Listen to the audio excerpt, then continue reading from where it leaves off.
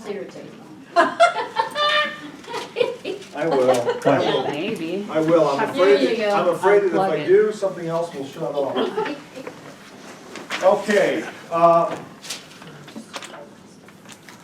Let's go ahead Did you find and it? pray, Yep, it's right after, yep. and then we'll, It's right after Leviticus, right? with your permission, I'm not going to go faster. I'll just go till I'm done. Oh. For those of you who sit under my teaching regularly, that might scare you. Yeah. I know, So Brenda, many she had church today, and I said, well, What we time, Brian what gotta time come do in you once get in a home? while, and he said, she I said, said, well, you guys how long? can come. I mean, what time is mass? She said, well, it starts at 9:30 and got done at 10:50, and I said, oh my, that's even longer than a Catholic mass. It's because we sing a lot. It's not because he talks that much. Oh, service, sorry. That's okay. It's okay. Mass, or, I understand it. I'm bilingual. Try. Let's pray. Father, we thank you for this evening. Thank you for the opportunity to be assembled as believers, and what that means for us. Lord, because we're going to spend eternity together, so we better learn to get it right here. Bless us in our study, our thinking, the whole process of application. We look to you tonight. In Jesus' name, amen. So, Book of Numbers, right? So we've already pointed to the fact that Genesis is the idea of conception. It's the first of many things, the start of many things. It's the creation of Adam and Eve. It's the introduction of sin into the world. God didn't do it. Lucifer did it. We followed. It's the first ever destruction of the known world through the flood. It's the first calling of the patriarch of the faith, Abraham, and his wife Sarah. So many firsts, right? So that's the picture of conception. And God says to Eve, and why we get this thing that we're following is, I'm going to bring a seed, right? That's why the picture is what it is. In Exodus, we get the birth. Nation is delivered into existence. You see kind of the illustrations of the labor pains. Israel comes out, comes across the Red Sea, delivered into existence, and they're going to be brought to a place. If you remember the sons of Noah, Canaan is one of the children of Shem, Ham, and Japheth, and he's going to have this land that God is going to deliver judgment upon, okay, because they're not following God. They know better. Their ancestors were the children of Noah, and they should have followed God, and they didn't. So after 450 years, God tells Abraham, I'm going to bring you here, but not until the sins of these people reach their climax. When they do, I'll deliver judgment. You get the land of Canaan. Okay?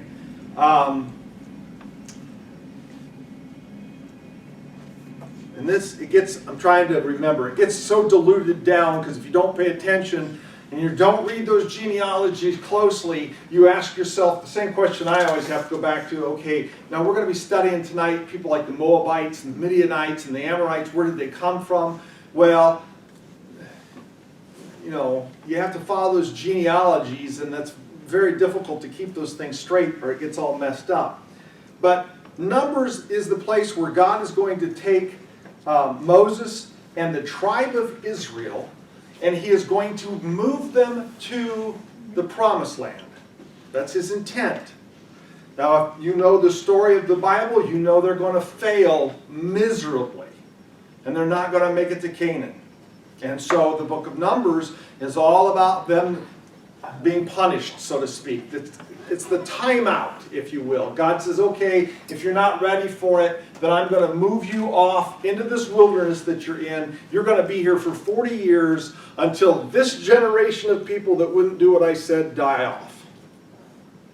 Once we have their children and in place, then I'll move you into the promised land. I'll give it to you like I said I would.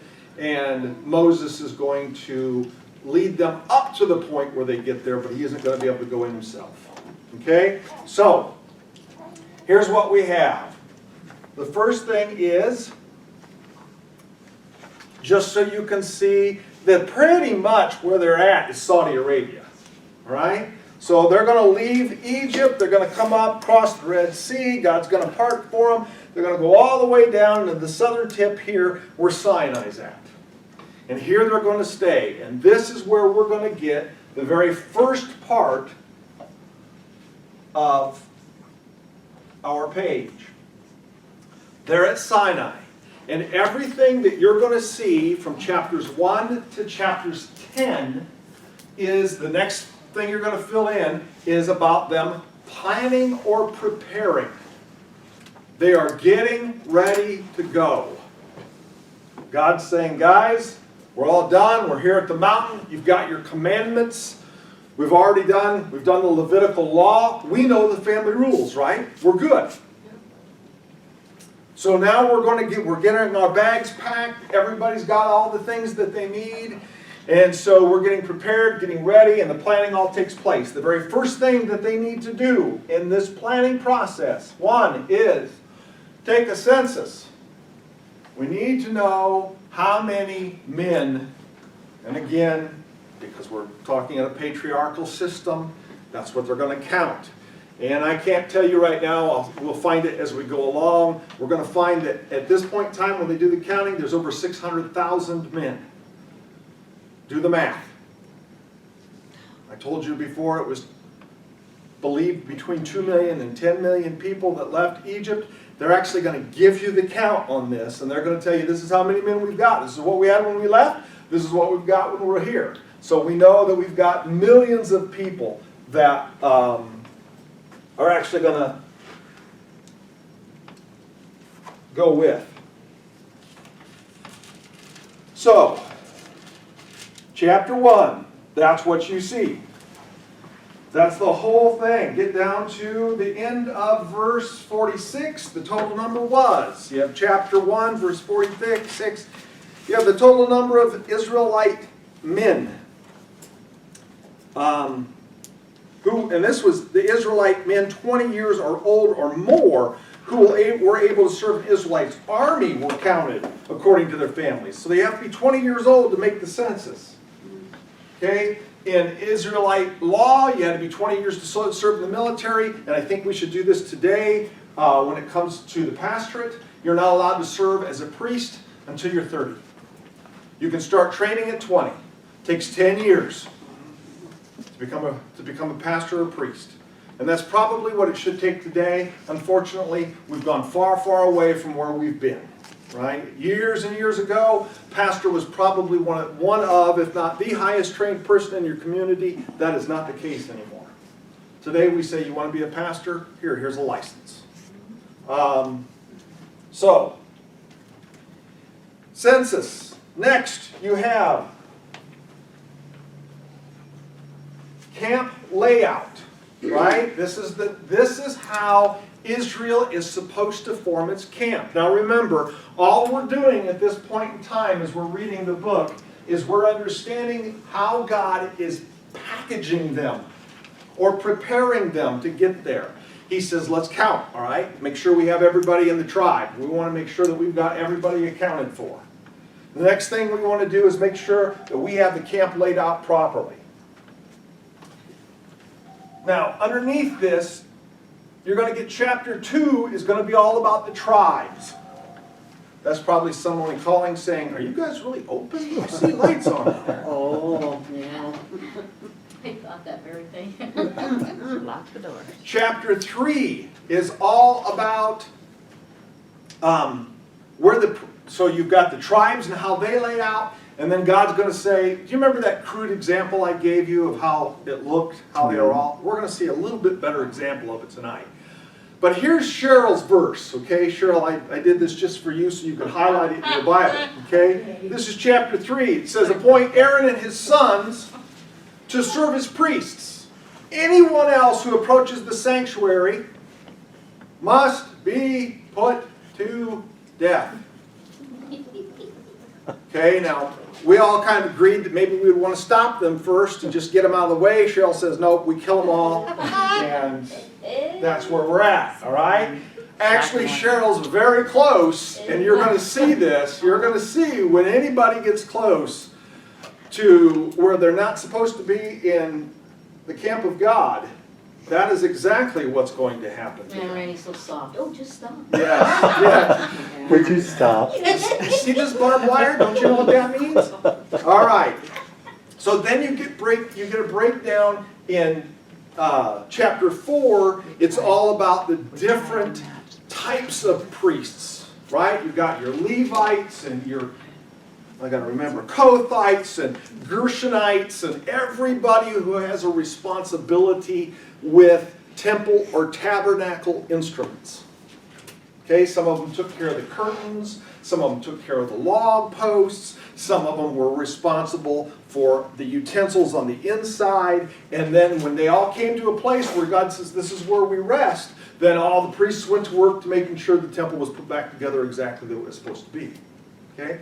It's really straightforward stuff, not a problem. Okay, now I'm going to give you, this is really cool. If you can't see this, guys, at least this is the one picture that I want you to see out of the whole thing. Because, tell me what the camp of Israel looked like. Cross. The cross of Jesus Christ. That's correct. So, here you have all of the tribes as they're camped in the wilderness, right? And then you have Moses' little group right here, right out in front. So you know you got Kohath, Gershon, and Mari, and those are the 4 sets of priests. Now, can you imagine somebody wandering in from the outside, right? All of these people surrounding it. You better stop before you get here. Because if you get here, all these people have strict orders to end your life. But this is the picture that we get of how the camps were and how they moved out through Israel and assembled. And it reminds us of God was already working through grace in order to bring people salvation in the Old Testament. We don't switch from Old Testament God of judgment who wants to just bring his hammer down on you to New Testament and find a God of grace. The God of grace has been working all the way through since the beginning of Genesis and takes us all the way through the New Testament. Remember, the laws are meant to preserve us. Remember we read in Galatians I think it was the first night. The law is meant to preserve the people, not kill the people. If we don't have order, all the people will end up killing themselves off, and God says, I can't have that. I got to make sure that my lineage gets through to the person that it's supposed to so that I can deliver the Son of God. So he's been working in grace the whole time. Is it, the diagram in my Bible has them sideways. Did they, Yes. is that like it doesn't matter if they're like this or Or turn the other or way. turn the other way facing it? They have them all next to one another on each square instead You of mean vertical. like 1, 2, 3? Yes. From everything I've seen, it's one behind the other. How the order worked? Who got first how up did- front? God told them. Ah, God told them exactly who they were supposed to be, the heads of their tribes, then their tribes that followed. Right? Are these mine? Yeah. Okay. I'm not going to make it through. You brought 2. Yes. And you can, I want you to get bogged down in that minutia of reading. For the sake of the class, it'd be very difficult for us to stop and really get all the way down there. it's just God told them that's enough. God said, this is how you look. This is how you order. This is how you gather together. Okay. Is it making sense? Are we okay? 3 and 4. So people really would come from the outside and try to sneak in? Oh, people will come from the outside in this book. And we will find out what happens to them. I mean, that would be really intimidating. All these people? Yeah. Millions and millions of people? I know, I don't think I would ever, but do you remember the difference between New Testament and Old Testament ministry? Old Testament ministry was come and see, right? These people have a God that sets himself up in the middle of the camp, and by day he is a pillar of smoke, and by night he is a pillar of fire. I've got to see this for myself. And it actually became the thing that the Philistines wanted in the Old Testament. Do you remember the Philistine god Dagon? Do you remember what happens when they come in and they take the help me out here. My brain just stopped. Ark Ark of the Covenant, thank you, yes. They take the Ark of the Covenant and they bring it back to Philistia with them, and they put it in the same temple with Dagon. Remember what happened to Dagon every night? He falls over every time, because this God of Israel is God, period. It's not like we have God and then we have other gods. God is God. And so in this picture here, it's a come and see ministry, but you have to come what? God's way. One way. That's correct. We only get to come in and see God if we become followers of God. You don't get to just come and watch God and look at God and say, hey, this is great. Love it. Bask in the glory. Well, let's go home. Okay? So, now we're going to get to the third thing that's happening here. Yes, ma'am. What is to scale the mileage there of? Oh, my word. As they said, because they were, Millions. They're what? well, they were, like on the map, they're in different regions, but to the north and to the, Yes. so it's like we're talking 300 miles from, Oh, I see what you're saying. No, they're going to, I think when you look at the map, they're going to move about, right? And every time they settle, they have to reassemble in this fashion. Now, I don't know when you're looking at 2 to 10 million people, how much that takes up. If you've ever seen, like in Washington, D.C., just the Million Man March, how much that takes up, how much acreage that is. This is a lot of space. This isn't, we're talking, well, there's only what? 4,000 people here in Wadena, right? Yeah. So now I want you to, this is why I think some practical reasons why God has them move often. Is it punishment that God says, okay, you're going to wander in the desert and I'm going to make you keep moving? They don't move as often as you think. But why are we going to move? Because it's dirty. Because you start killing this many animals. Now, I know you've got sand, right? So we're going to absorb a lot of the rock, or a lot of the blood and the stench, but you can't stay here for long periods of time in that magnitude of a group and keep things clean.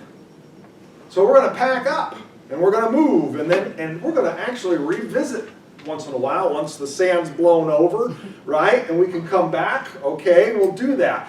But God's a practical God. He's not just saying, you know what, this is kind of like MASH, Mobile Army Surgical Hospital, right? We're going to make you move. It's not like that.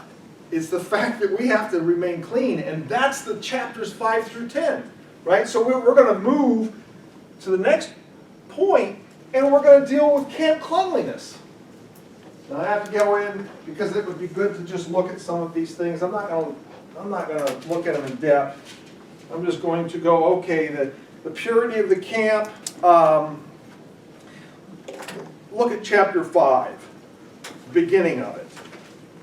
Just says, the Lord said to Moses, command the Israelites to send away from the camp anyone who has an infectious skin disease or discharge of any kind, or who is ceremonially unclean because of a dead body. Is this God being mean? Taking care of them. Man, he's just saying, guys,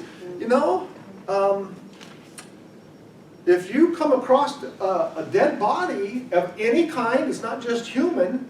This is where Samson gets himself in trouble when he eats the honey out of the lion. He's a Nazirite. He's not supposed to be touching a dead body. Why? Because after a while, and not very long after a while, these things start carrying disease. And so God is saying, I want you to be careful. I don't want you to keep all this uncleanliness within the camp. So and now we're going to start seeing, how are we clean? What methods are we clean? Well, there's restitution if I've done wrong. I need to pay back what I've done. What if I've been unfaithful in a relationship? And unfortunately, ladies, this is specifically unfaithfulness because of a wife. Again, because we're in a patriarchal system. Jesus will deal with this in the New Testament when he gets there. Okay? We're going to talk about the Nazarite Vow, which is what we see with Samson. Okay? Anybody who wants to become a Nazarite can. That's pretty interesting. Not anybody gets to be a priest, but anybody can take the Nazarite vow. Okay? What's a Nazarite? Someone who sets themselves apart for God's purpose. That's why Samson was born Nazarite. And had to take the vow from a very early age. Okay, so you're saying to them, Lord, I set myself apart for you. I may not be called I may not be from the tribe of Levi or for one of the clans of his, but I can set myself apart for God's purpose. And there are certain regulations and restrictions that go into being a Nazarite. Is that where being a nun came from? We'll get there way down the line and when we get to Catholicism as it comes out of New Testament era, but what it meant to dedicate yourself to God and kind of be considered married. Yep.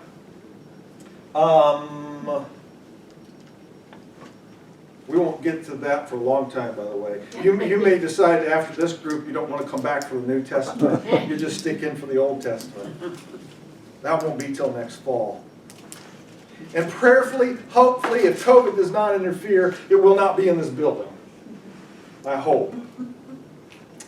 You have the Nazarite vow. You have the priestly blessing. You guys ever hear this often?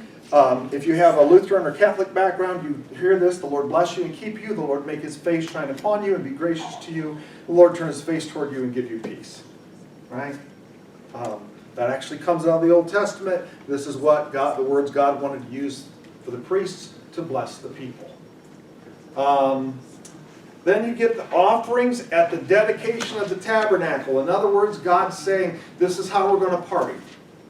Okay, we're going to get together, we're going to celebrate. Once this is all done, we get this all up. We're in the promised land. This is how I want you to do it. I want you to bring these offerings to me and offer them to me. And they have to be clean. They have to be, what is the offering of God? Typically, I'm not looking for, the red heifer. I'm looking, what was the offering supposed to be when offered to God? Without blemish. Right, so you don't get to just choose, well, that calf over there is limping. He's going to die anyway. Let's just offer it to God, right? No. God says, listen, I come first. I'm telling you, you have to choose from the best of what you got. That's the whole point of first fruits, because first fruits were the best of the crops. And God is saying, listen, I take priority in your lives. These are what you need to do. Now, when we get to Deuteronomy next 2 weeks, you will see why God is instituting these laws. Have you ever asked the question, honestly, if God is a spirit, why in the world does he need to have a barbecue? And if God is a spirit, why in the world do I need to turn in my first fruits? This makes no sense. Right? This gets explained when we get to the book of Deuteronomy. I don't want to jump ahead of myself. My wife's very happy.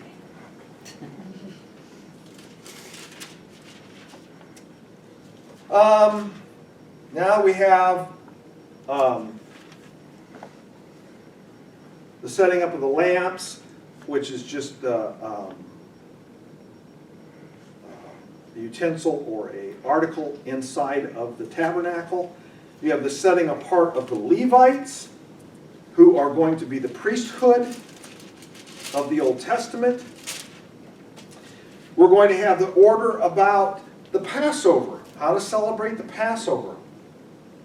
Then we're going to get the description of the cloud. Now at this point, we're not really dealing with cleanliness. I should have probably stopped and made this at about number 4.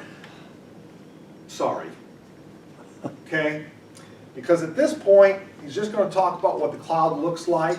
It was probably Randy's. It was, no, I actually sent it over this way. I thought, now here's the cool thing. Okay, now this is, and I included in this because we're still preparing, right? We're still packing up. Now, the last thing that we're going to see in chapter 10 are 2 silver trumpets that are going to be designed. The silver trumpets were used to assemble Israel when we're going to move. God says, we're done. We got to get out of here. It stinketh in here, right? Let's get up. Let's move. So what do? Blow the trumpets. And what does the Bible say in the New Testament about when Jesus comes back? Get yourself ready, because at the trumpet blast, I'm gathering my people. That's really cool. Yeah. Here is the symbol that we get, right, in the Old Testament about what God is going to do for his people. And so we have a trumpet, silver trumpets that are designed. That is all of the rules, if you will, or all of the father looking at the children and saying, get yourself ready, because we're moving out. Okay? We have a lot of regulations, a lot of rules. Everybody's got responsibilities. Make sure we're ready to go. Right? Did you count? Everybody see Left Alone or Home Alone? You know, did you make sure you counted everybody off? We don't want to leave anybody back. All right. So now we're going to move. That would take a long time to make sure everybody's there for millions of people. Oh, and that's why you got to read through this and find out the responsibilities of each tribe, right? Because each tribe knew who they had. Oh. And so it's not just the responsibility of necessarily the Levites. You have clan leaders who know who are responsible. You know, it's not really hard for, how many kids do you have? 7. How do you know that? Oh, they were all there. Yeah, exactly. Hey, you saw them. You got give birth to them, right? So look, I know how many are in my family, and so each tribesman, each tribal leader is going to know, who do we got? Are we all taken care of? Are we all here? Are we all safe? We're getting ready to move out. We don't want to leave anybody home alone. Okay? So now we're going to move from Sinai. Remember, we're in Numbers and we're still at Sinai. Still in the mountain. Haven't left. By the way, remember, we failed miserably, did we not already? How did we fail miserably? On Mount Sinai? Moses comes down with the tent. Built a calf. Oh, man.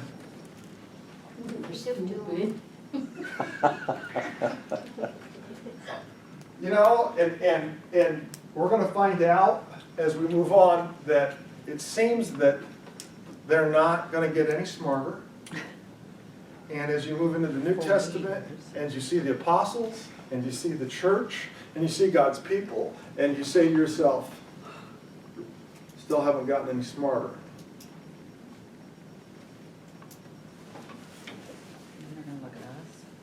I'm not insulting any one person's intelligence tonight. I'm insulting everybody's intelligence tonight, all right? And I would be the leader of that stupid pack, probably. Okay, as you see the middle of 10, Israelites leave Sinai, right? All right, so let's leave Sinai. Where are we going to go? The wilderness of Paran. And it's here we're going to move from preparation, and we're going to move to protests. I had to use that word because where we're at, Political. because it has never ended. It is, you know, those of us, if you've grown up, well, if you've grown up in the 60s and 70s, you remember protests. From the 80s, 90s, 2000s up till now, you probably really haven't seen much. Now we're seeing it again, but humankind hasn't changed, right? We still bellyache and we have problems. Okay, so here's what I want you to see. Generally, we've moved from Mount Sinai, and we're going to come up here to Kadesh Barnea. is where they're going to launch out and look at Canaan. So it is in this area that they're going to move to. Now, they're not even wandering yet, right? They haven't failed yet. I think that's Numbers 13. They're just moving to the promised land. And they start grumbling and complaining. You know, it's like, do you remember what they complain about? 2 things. First of all, Food. really, is it this bread? I mean, I know that manna's good, but can't we get a little meat once in a while? Same complaint that we saw in Exodus. Okay, so back to the protesting. Now, here's how we're going to protest. Right? We're going to start comparing. Okay, in Egypt, I had this. It was better in Egypt. You know, I don't like the menu here. All we get's manna or quail. I really wish at least we had bitter herbs back in our pot. And we had something to spice up the flavor. They You have know? manna helper is what they And what? have. Manna helper. Manna helper, that's right. Yeah. So, and this fits into this morning. This fits into the last many weeks of teaching on Sunday mornings. And for those of you who aren't there with us, we've been going through a lot of the signs in the Gospel of John, the 7 signs that are there. Now we're going, backing up, and we're taking a look at, again, tonight, man, lots of misfires going on inside of my head. I am. 7 I am statements of God, yes. So, and today's I am statement was the bread of life. That follows the feeding of 5,000 in John's chapter 6. And all the people want in John is what? More bread. Hey, can you do us that miracle? You know that thing where you multiplied loaves? Our father in the desert, Moses, he gave us bread to eat. See, thousands of years later, we're not going to change. We're going to have the same issue. Now, so comparison, right? Now here's a really cool one. I'm not even going to bring it up. I'm just going to have you turn to me. Turn in there with me. Let's go to chapter 12.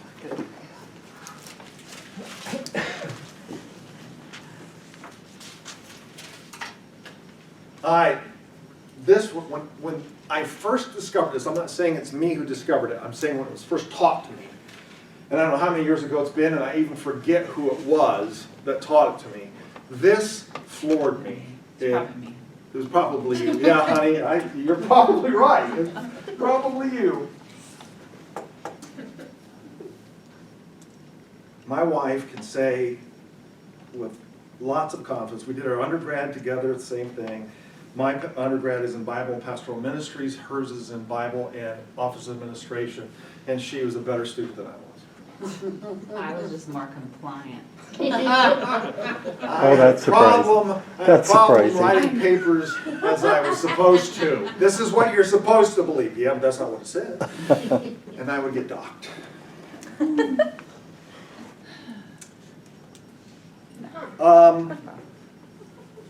You have a hard time believing that, Cheryl? Sure. No, just another one I had to chalk up.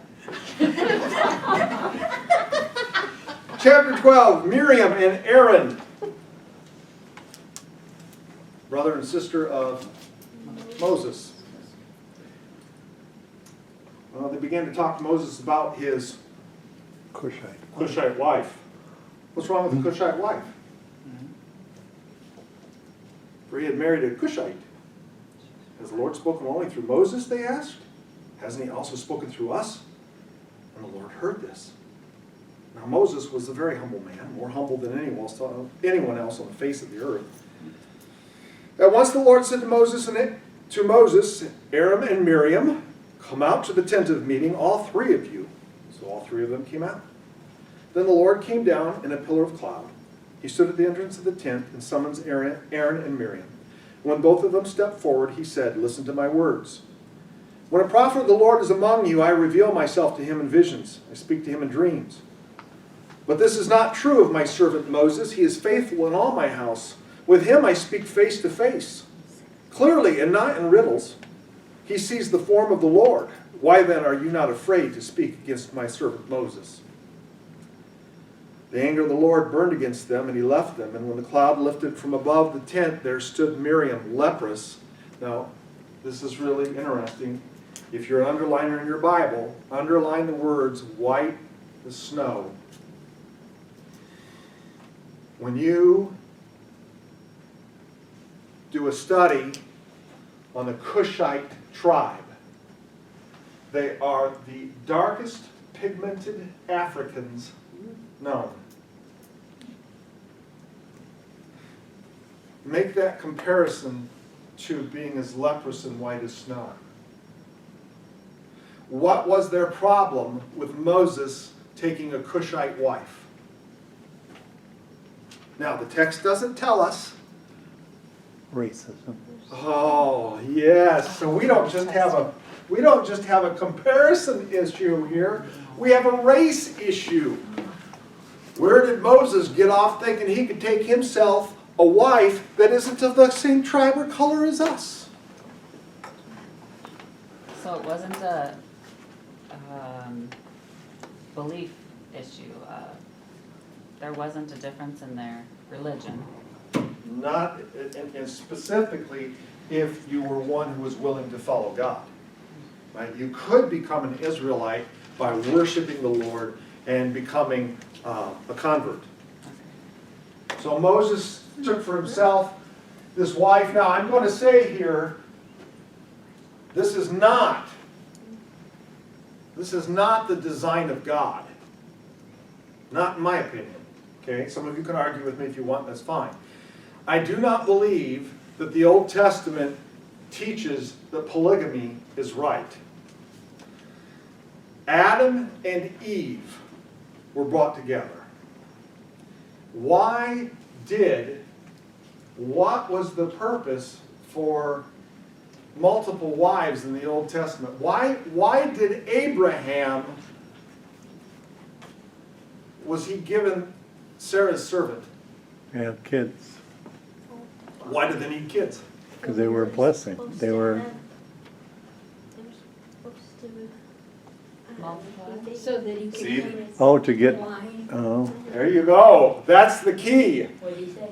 The seed. We need to get the seed. And Sarah says, I can't have children. None of the women of promise could have children. So what are we going to do? Do it our way. We're going to do it our way. We are going to circumvent God's plan. Especially when I watch Abraham getting older. And Sarah's saying, I'm not getting any younger. How is this ever? I mean, I can't imagine. I mean, you know, at that point, physically impossible. Even Sarah says, I'm dried up. I can't have children anymore. So, when we get to here, this is all, we get into this whole thing and we find out, I'm on the Old Testament, God not wanting multiple wives. They started taking multiple wives for themselves in order to have children because children were a blessing. It didn't mean that God ordained it. It means that God allowed it. Because all the other people, God is working with them graciously and moving them slowly. Jesus will address this issue in the New Testament.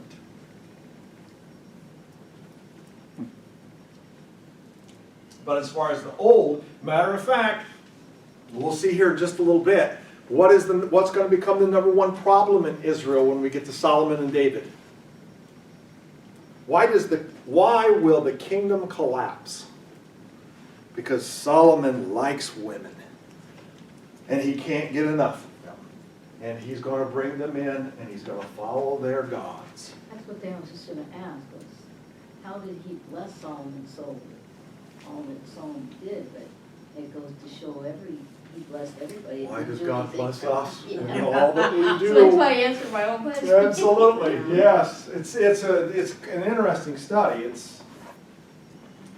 Okay, so racism is a big, I think that's what it's telling us. The text doesn't say that, okay? it's a lot of inductive reasoning, but it's also a lot of deductive reasoning here. So we get this Cushite lady who more than likely was very dark in skin pigmentation. They didn't like her, and God says, "Fine, you don't like black. I'll give you white." And we know the rest of the story. Moses prays for her; she gets better. Okay, now we're up to exploring Canaan, right? So now we're going to get to Kadesh Barnea, which is where they're going to go into the Promised Land. I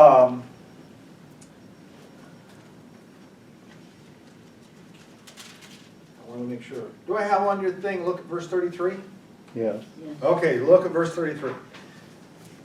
So they're going to go in. They're going to go into Canaan. They're going to wander around. Remember what they got back. Joshua and Caleb says, "We can do this," but the people say, "Oh, we can't do this." Why? Because we look like grasshoppers in their eyes, right?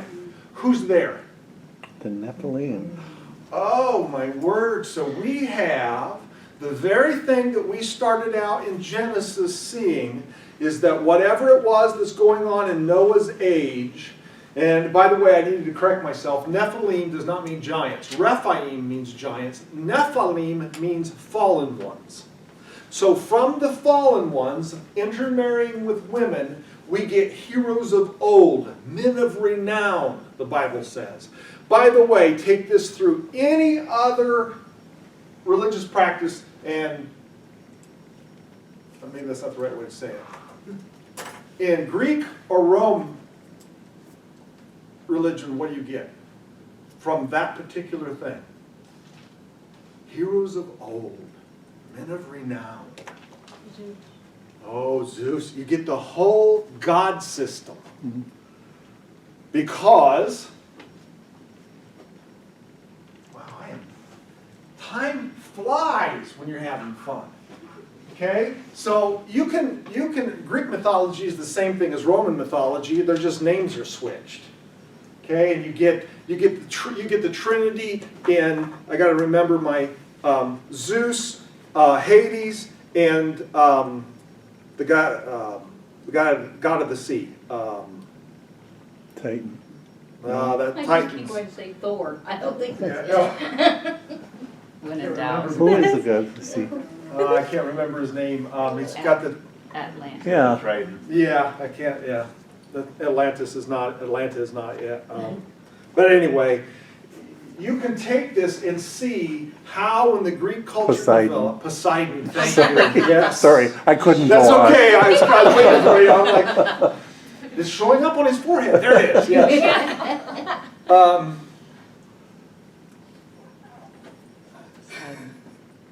So you can take this whole thing and you can see how groups began to develop the idea of God and what he was like and how they carried over into their culture. Now, the issue is you're going to say to me, like I say to myself when I'm doing this type of study but is Judaism really the oldest religion there is? Aren't there other religions older than Judaism? Well, it all depends on where you start it. If you start it with Abraham, yes. But Judaism isn't, even though you get the father of the group of the Jews there, you really get the promise back in Genesis. Okay? So are there other ancient cultures that have so-called gods? How do we know that we're serving the right God? We all have stories. Every ancient major religion in the world or civilization has a flood story. How do we know we're serving the right God? The only reason we know we're serving the right God is because you were raised in your family to believe what you believe, right? How do you undo Christianity? I've said it, I think, every week. You dismantle the resurrection. If you do not have the resurrection of Jesus Christ, you've got nothing. You have systems and you have religions, but you don't have deity. You can't prove it. All you get to go back to the Old Testament and say, well, Moses did this, and this particular God, this Yahweh showed himself. Well, I'm not really certain I believe that. It's as good a story. It's the Epic of Gilgamesh. Let's just use that. Why can't we just believe that? Because we don't have any other person. We don't, in any religion, take any faith-based system, you don't have anyone claiming to be God. You have them claiming to be a great man. You have Muhammad in Islam in 600 claiming to be a prophet after Jesus. But the problem is Jesus said at the cross, it's finished. I'm done. My Father's work's done. We don't need somebody else coming on. That's why we totally reject Islam, because Islam comes off of Ishmael, not the children of the promise. And that's a whole other thing that you're going, you're starting to preach, Jeff. Quit it. Okay, so we have doubting God, right? Spies in Canaan. We have the Nephilim still here, meaning that either whatever they are, and I won't get into that with you right now, it'll freak you out, right? Whatever they are, do you remember when we got into this? I teach this to our youth group courses, right? And then we go through it each Sunday. And so Cora is doing this the second time. We're going a little bit more in depth, are we not? So, and I remember she's like, no way! She's arguing with me the whole time. She's like, that can't be. But whatever they are, either they don't die off in the flood, or they're redoing it again to mess with God's plan. We don't know, right? Now, lots of theories out there, lots of things to study on what this is. It's very interesting. My brother and I will spend hours on the phone at night discussing what this is. So we have doubting God. They come back. They say we can't do it. Only Joshua and Caleb say they can. Remember that Joshua and Caleb are the only two that are going to enter into the promised land from this generation of people. We'll see that later. Okay, the next one, Korah's rebellion. Right? So now this is the thing on. If I'm going to protest, I'm protesting about doubting God, and now I'm going to protest about who has the right to lead. No, I know you hear God, but I hear God. Jesus in the New Testament is going to tell I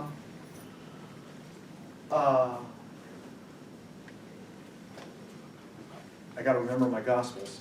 The one's going to be in John. I can't remember. There are two Gospels that do this. And in the one, it is James and John's request, but the other gospel tells us that it's not James and John's request, it's their mother's request. And they say to Jesus, can my son sit on your right and on your left? Remember this? And Jesus says, well, that's not for me to decide.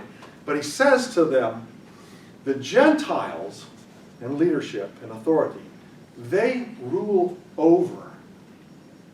They use their position to rule over. Not so with you. It's Mark.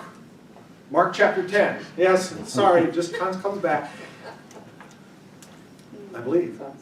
Not so with you, he says. For the Son of Man did not come to serve, or to be served, but to serve. See, everybody thinks, well, being the position, I want to be the CEO. I want to call the shots. And God's looking and saying, you don't understand leadership. Leadership isn't about getting your way. It isn't about telling people what to do. Leadership is about serving people and helping them become all that they can be. I'm not trying to sound like the army, okay? So, position. Now, we're going to move to the third one. Now we're to the right of your blue. Okay? And now we are in the plains of Moab.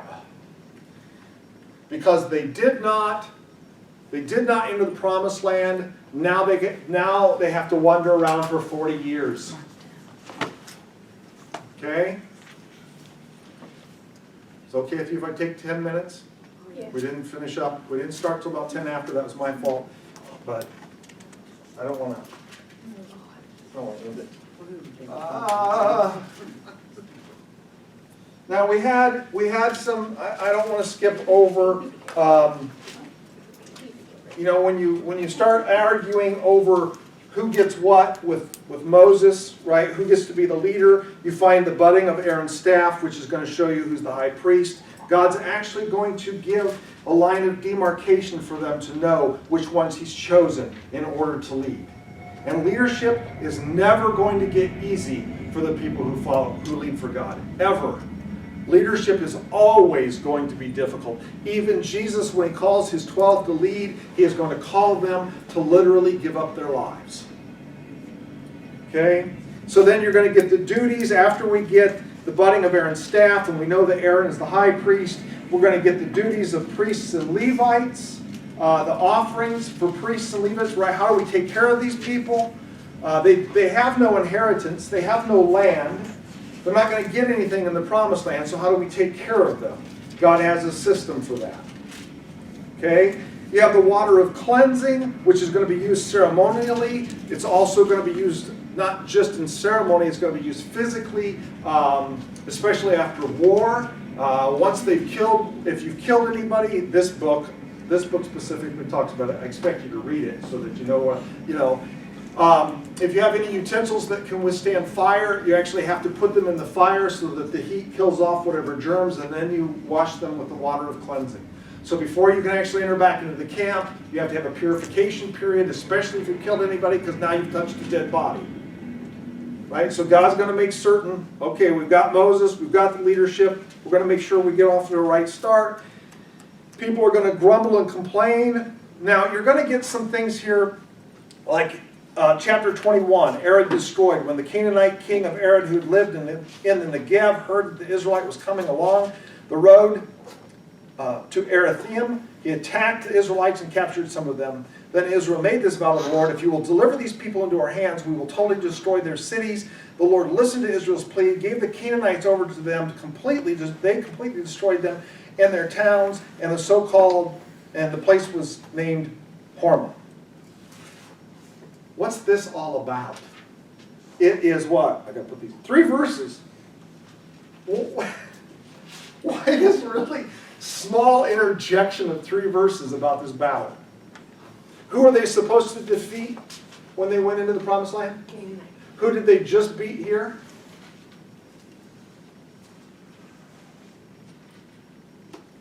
I forget. The Canaanite people. What's God doing? He is getting them, okay, listen, you're not going to do this, but I want your children to know that even though you didn't believe me in the beginning, we can do this. I told you we could do this. Will you believe me? Where was that, those 3 verses again? Chapter 21, 1 through 3. Okay. Then they're gonna complain. You get the bronze snake and the serpent, right? That they all have to look at. That if they get bit by a snake, they can look to this image and they can be healed. Okay. Then we're going to get the defeat of Scihon and Og.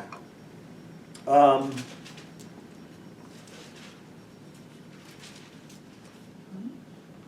just looking over my stuff here. Og's the king of Bashan. The point being here, he's the king. Sihon's the king of the Amorites. The point being here is that all of these people around the Canaanite area, Israel's going to beat. They're going to defeat them. They're going to put holy terror into the Canaanites so that in 40 years when they come back, there's fear of Israel. Okay, I got 5 minutes. Balak summons Balaam. Okay, so now we're into the plains of Moab. We're under punishment, and the first thing that we have is Balak.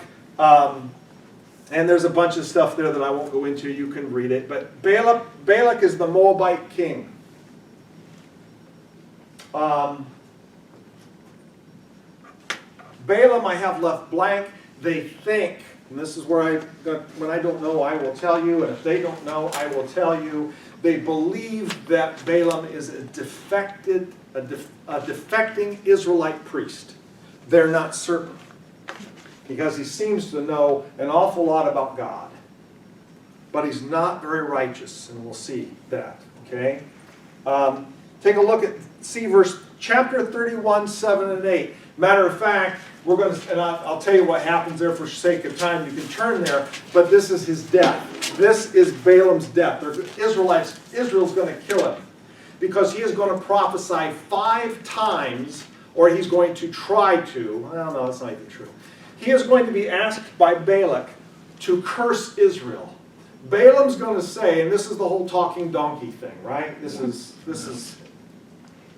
I don't want to use unbelievable when I tell you to have faith, but this is kind of crazy. You would think, I need that rubber truck if I saw this type of things, right? So, his donkey's going to talk to him because he's going to see the angel of the Lord. Balaam's going to say, I can't do anything other than what God tells me to do. Now, here's what's really interesting. I've got to quit taking these things off. Look at chapter 24. Now this is chapter 24. Get your fingers turned back to I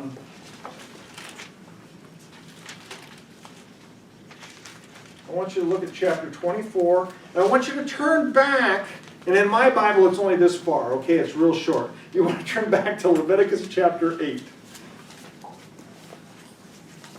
Okay, you got to go to Numbers 24. And if Balaam is a defecting Israelite priest, and this is really kind of the beginning of the start of, if you will, Abraham's the start, but any kind of religious practice or system of way of approaching God, what's Balaam's typical method of contacting God? Chapter 24, I didn't tell you, verse 1. Now when Balaam saw that it pleased the Lord to bless Israel, he did not resort to sorcery as at other times. Balaam is a warlock. He is a sorcerer. Now, where does this all come from? Did I tell you to turn back to Leviticus chapter 8? Okay. Chapter 8, let's begin in verse 5. Moses said to the assembly, chapter 8, verse 5, Leviticus. Moses said to the assembly, "This is what the Lord has commanded to be done." Then Moses brought Aaron and his sons forward and washed them with water. He put the tunic on Aaron, tied the sash around him, clothed him with the robe, and put the ephod on him. He also tied the ephod to him by his skillfully woven waistband, so it was fastened to him. He placed the breastplate on him, and these are the gems of the tribes of Israel, right? 12 gems in the breastplate. Then what's he put in the breastplate? Urim and Thummim. It's one of the few times in all the Old Testament you'll see those words. What are they? Oh, What? that is, she says hocus pocus. This is what they believe where the concept of voodoo came from. There was something in the breastplate of the priest. They're not sure what it was. You talk about really frustrating. I had to do a paper on this at Dallas, and the end result is nobody knows what it is. If nobody knows what it is, don't ask me to write about it, right? Okay, but there's speculations. Some kind of casting of lots. When they were in a dire situation, the high priest could take the Urim and Thummim out, and it's like dice. They would roll it, and God would speak to them through that. Now, if you have a whole bunch of people where God is a come and see ministry, and they see the high priest take some kind of lots out, shake them and roll them, guess what they're going to do? Chicken bone. They're going to try the exact same thing, right? It's the idea of voodoo, the idea of casting spells and sorcery in order to get an answer from God, which God says, does God say that you can't get an answer? Or does God say, don't do that? Don't do that. What you think you're getting is not what you're really getting. So, the idea that there's no power behind that type of witchcraft thing, that's not true. There is power behind it. God says don't mess with that power. Does God say you can't talk to the dead? Or does God say don't talk to the dead? Don't talk to the dead. Now, never tried, don't know, essentially he's saying who you're talking to is not really who you think you're talking to. Okay? It doesn't work that way, so don't do it. Okay, so quickly, right, we have this curse, and you're saying we're past, and Jeff, you got to get through these 8 things. Okay, now we're going to have Cheryl's verse, right? Now we're going to have lust, because if Balaam can't curse Israel, what do? What's the problem with men in Israel? Same problem with men any generation. They like pretty women. So the Moabites come in.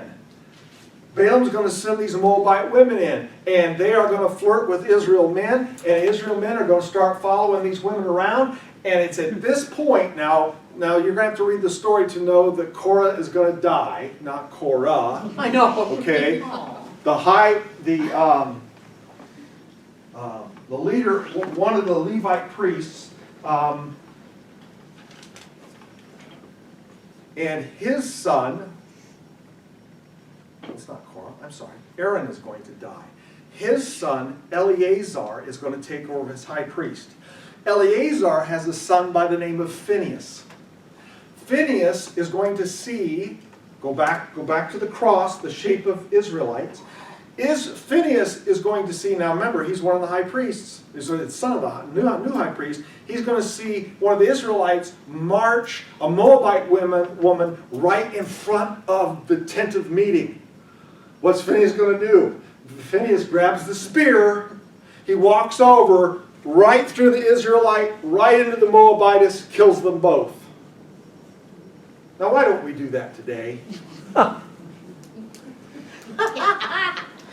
forgot their Honestly, what happened? Why don't we do that? Now, all of you are going, wait a minute, I'm not sure I like where you're going with this. Romans chapter 13 is where God gave authority to the governments. He actually tells you to obey your government, right? Don't make problems. Israel in this time is not only a spiritual entity, it is a political entity. It was survival of the fittest. And your God was the one that ruled the day. So there were death penalties and consequences for that in the Old Testament. When we come to the New Testament, we don't have a right to go around killing people. Though some of you probably wish that we were still back there, but we're not. Okay, number 3, we get down to the last one. We're going to take the census. Chapter 26, 64 through 65 is going to tell you that when the census is taken, that no one from the original generation of people that didn't follow God into Canaan is going to live. They're all dead at this point. Now, I don't mean to sound happy about that or joyful. I'm telling you that that generation has died off, and now we have a whole new generation. In chapter 27, we get inheritance rights. Anybody who understands the law of thou shalt not steal understands inheritance rights. Okay? God cares about what belongs to you. No one has a right to come into your life and take what's yours. That's one of God's rules. That's what, I don't say we live by the law today. What I'm saying is, God cares about whether or not somebody decides that they get to usurp their rights over you. God says, that's not who I am. Okay, chapters 28 and 29 talk about the celebrations that are to take place. All the festivals. Chapter 30 is all about the promises or the vows that you make.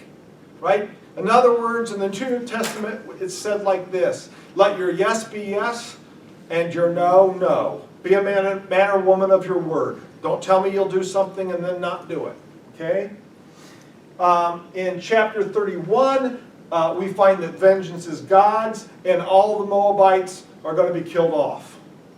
Remember, Israel is a political entity as well as a spiritual entity. God has the right to declare war. God has the right to take life. Thou shalt not kill in the Old Testament, in Hebrew, is actually translated, thou shalt not take an innocent life. And if God deems them not innocent, and if Phinehas sees what they're doing in front of the tent of the meeting, he has every legal right to take a life. Then you're going to get boundaries, right? Who gets what in the promised land?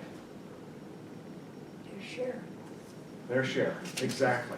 And you're even going to get, and I can't remember, her name starts with a Z in the later chapters, but you're even going to find out what happens. How does God treat women when they have no father or brothers left to claim their inheritance? And very good news, God says they get equal rights. You can't take their inheritance away. You have to give it to them. So, but we get boundaries and limits and what everybody gets at that point in time. So, that's the book of Numbers. Questions, comments? Well, we've gotten words that we associate, what would you say are the words for numbers that we remember? Timeout. Okay, we had Levitical law, we had conception, we had birth, we had family rules, now we're at a timeout. Okay, you won't do what you're supposed to, you won't believe me, you keep doubting, you keep bucking the system, so you're going to wander in the wilderness for 40 years. Remember, we have next week off. Happy Thanksgiving, everyone. Please stay safe. I really appreciate you guys coming. Appreciate the community center allowing us to meet here. Got the phone call last week, and Eric said to me, "You have keys. Get in. Do what you want," he said. So stay safe. So we're going this way. Thank you for coming. Everybody to the pool. Yeah.